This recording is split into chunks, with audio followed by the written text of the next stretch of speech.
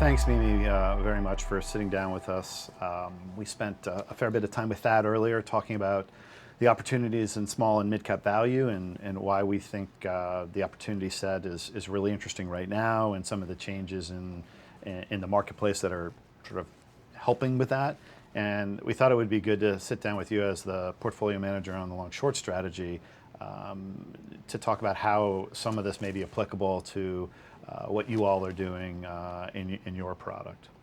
So yeah, I think first when we think about it, we've been in the small cap game for a really long time, but it does feel like a unique moment today, just given what we're seeing out there in the markets, right? There's been a love affair in large cap and particularly large cap tech for a very long time, and it feels like that might be shifting a bit.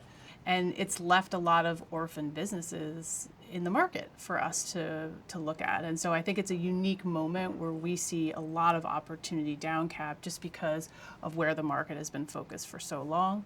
And so, when we look at our universe and the opportunity, and particularly as we come out of a pandemic and the opportunity for an accelerating economy, we think small cap's actually in a really good position relative to up cap in the market. The other element I think that's really important to what we do is there is just a lack of sell-side coverage that continues to permeate down cap. And so it's a real opportunity for us to have a differentiated view on a company where it's not followed by 50 analysts. We've gotten a lot of questions, I know you and I both have, on shorting stocks and the difficulty over the last 10 years of shorting stocks because of interest rates and passive and all sorts of different reasons. But can you comment a little bit on your specific strategy, how we view shorting, and how you would answer those critics that say shorting is over, and certainly shorting individual specific stocks is a loser's game? So I think first for the long short strategy, we spend a lot of time shorting, and we're trying to short specific names, and we're trying to make money shorting specific names.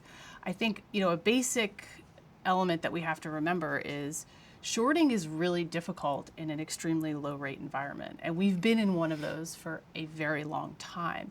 Just simply put, it should be much easier to short stocks going forward as rates start to come up. And so as we think about how we allocate our time and our resources, we've actually put more behind shorting because we think we're actually going to move into an environment where you can actually get paid to short, which we haven't been in for a very long time. Do you think there are fewer people doing it now? I mean, is there a cycle to this or a cyclicality to Well, I think what you seen? saw really in the last few years pre-COVID, right, is you saw a number of funds, long-short funds, that pivoted from long-short into long-only. Right. And that was really a signal to the market, and we saw it ourselves. I mean, even when we were right on some shorts and you got paid initially, oftentimes when there's a lot of money sloshing around, those stocks were going right back to where they were prior. So, I think the signal was broadly to the market is this is not a great environment for shorting, which I feel like is really different today. That's great, Mimi. Thanks very much for sitting down with us. We'll look forward to revisiting this and getting your thoughts down the road here to see how it all plays out. Great, thanks.